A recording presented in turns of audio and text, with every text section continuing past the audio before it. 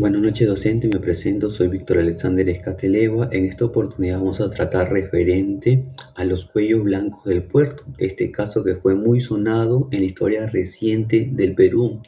Esta trama desenmascara una vasta red que operaba desde el interior del sistema judicial hasta los más altos niveles del gobierno y el sector empresarial. El nombre de los cuellos blancos del puerto hace referencia a los jueces, funcionarios judiciales que formaban parte de esta red y que metafóricamente llevaban cuellos blancos, en alusión a su estatus y posición en la sociedad.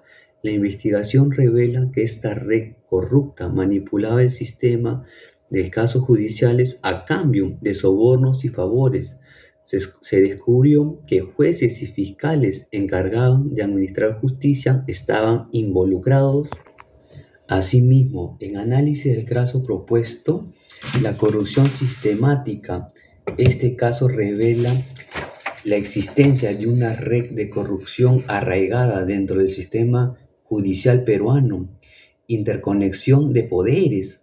Trascendió que los límites del poder judicial para involucrar a políticos, empresarios y organizaciones criminales, esta interconexión entre diferentes esferas del poder dificultó aún más la detección y combate de la corrupción.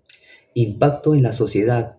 La revelación de este caso provocó un profundo impacto en la sociedad peruana, erosionando la confianza en las instituciones y generando un sentimiento generalizado de indignación y frustración.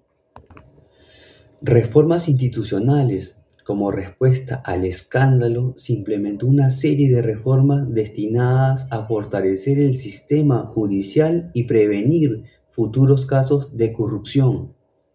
Desafíos persistentes.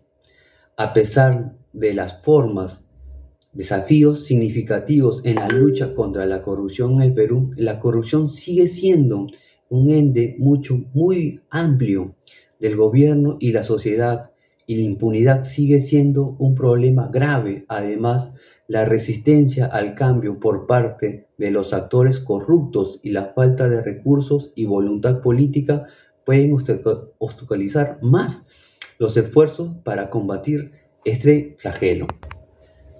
También podemos mencionar sobre las leyes injustas y su obediencia planteada por Sócrates. Sócrates sostiene que uno no está moralmente obligado a obedecer esas leyes injustas aplicadas. Este razonamiento, en el caso de los cuellos blancos del puerto, podríamos plantear si los actores involucrados estaban moralmente obligados a cumplir las leyes y normas corruptas que perpetuaban la corrupción sistemática. Aquí podríamos argumentar que aquellos que participaron en estas actividades, en estos actos de corrupción, como el soborno y la manipulación de casos judiciales, estaban violando los principios éticos y fundamentales. Sobre la democracia como política corrupta, el buen gobernante a partir de la teoría de ideas de Platón. En contraparte, Platón aboga por la idea del filósofo rey como el modelo de buen gobernante. Según esta teoría, el buen gobernante es aquel que está imbuido de sabiduría y virtud y gobierna en beneficio del bien común, en lugar de perseguir su interés personal o el del grupo selecto.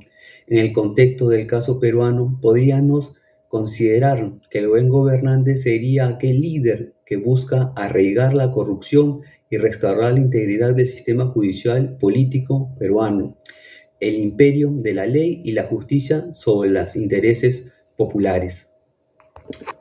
Sobre la justicia y la moral en la ética Nicomaco de Aristóteles. Desde la perspectiva Aristóteles, la resolución de este tipo de problemas éticos y moral requiere un compromiso con la virtud y la excelente moral, así como una disposición para corregir los errores y reparar la injusticia cometida. Esto implica la necesidad de fortalecer las instituciones, las prácticas que promueven la justicia, la transparencia, la rendición de cuentas, el gobierno y la sociedad.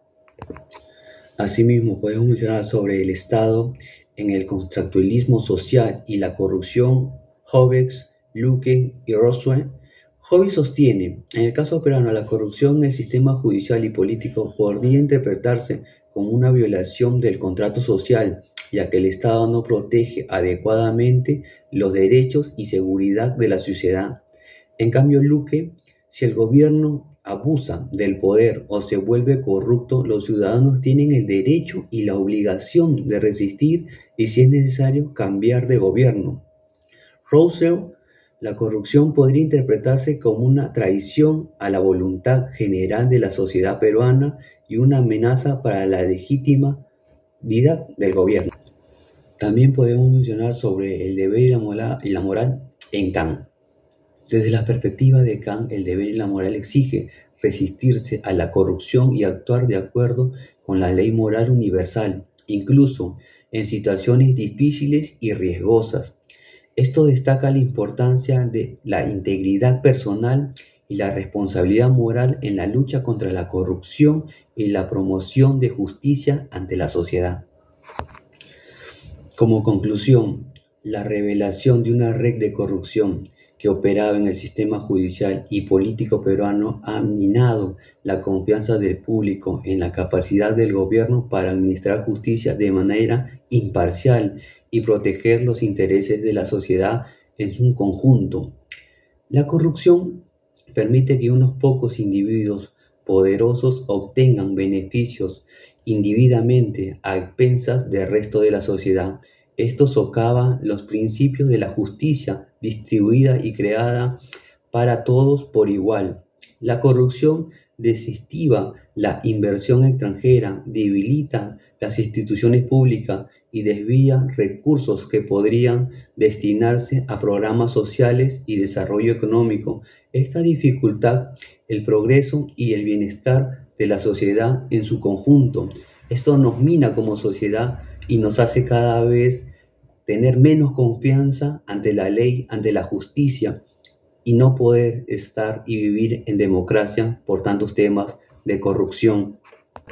Como propuesta de solución, implementar reformas profundas en el sistema judicial para mejorar la selección y el control de jueces fiscales, garantizando su interpretación, la capacidad cognitiva y ética y moral, fortalecer y dotar de recursos adecuados a las instituciones anticorrupción para investigar y poner en la cárcel a estas malas personas que cometen estos actos.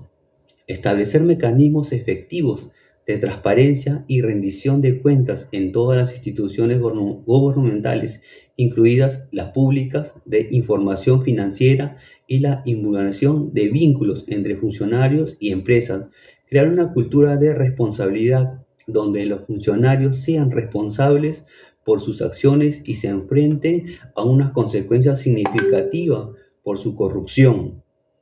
Fomentar la participación activa de la sociedad civil en la vigilancia y denuncia de la corrupción, así como en la promoción de la ética y la integridad en estos aspectos públicos. Apoyar y proteger a las defensorías, a los derechos humanos, periodistas y activistas que trabajan para combatir la corrupción y promover la transparencia. Fomentar la participación activa de la sociedad civil en la vigilancia para de esta manera combatir la corrupción entre todos y que sea cada día mejor y tengamos ese país soñado, Perú. Gracias.